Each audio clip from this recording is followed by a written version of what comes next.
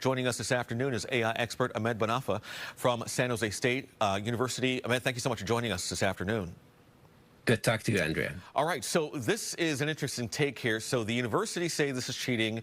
You know, according to some publications, some students don't think it's cheating. It's causing them to stay on the level with students who maybe have the ability to, learn more. Their parents are wealthier and able to send them to these schools to get ahead of the game.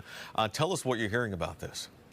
Well, here's actually the difficult part of it. I mean, there is a difference between brainstorming and ghostwriting. There's a difference between helping and cheating. There's a big difference between I will use the AI to help me check the grammar, check the words, change them, replace them with something much easier. Help me out with, looking at the different, the outline itself. But when you get to the point where you just have like a few points and you ask AI to generate the whole essay for you, now this is where it is not right. Why? Because expressing his or her inner voice, their struggle, the way they are thinking. And this is what exactly the essays is designed for. If the AI going to write it, it's going to be the same for everybody with the same mentality, with the same voice. Let me ask you a question. Some students, say, hey, the students want more money, they have counselors, they have parents. I mean, for years, for decades even, people have gotten assistance.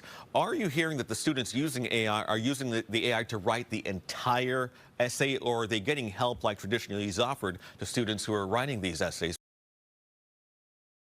for university admission?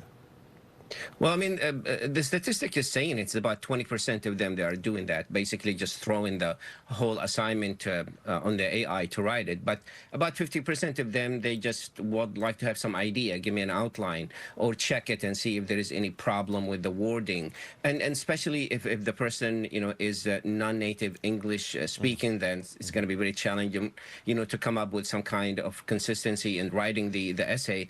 So seeking help is fine. There's no problem with that. Everybody's using it.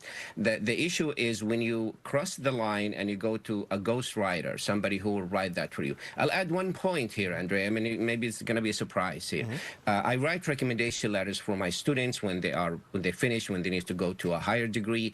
Now I noticed that some of the universities will ask me to certify that I did not use AI in writing the recommendation letter. You're kidding me. Do they ask you to like notarize it or something? The check, box that I certified. That's wow. So it's getting to that level. I was surprised. It's not like one university, and they're good universities. It's not like they realize that even some professors there just have this copy and then they create it by AI and give it to all the students. So there is talk. Duke University back in the 2023-24 school season decided they were going to not use these essays, these personal essays. Is that the right move that universities should do in the future, or is that kind of acquiescing to students using AI to write these essays to get into college?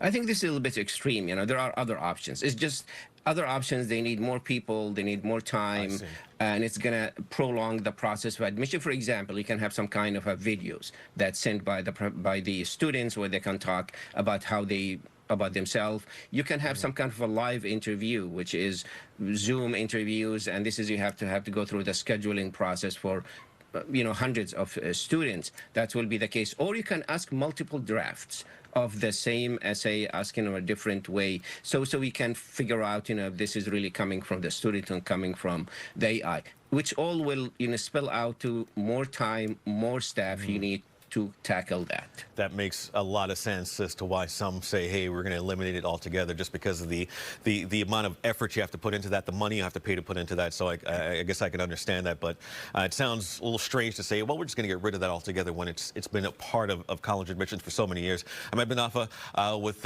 San Jose State, thank you so much for joining us this afternoon and providing your insight into this topic for us. We appreciate it. And we have checked. You are real, so. Thank you, Andre. All right.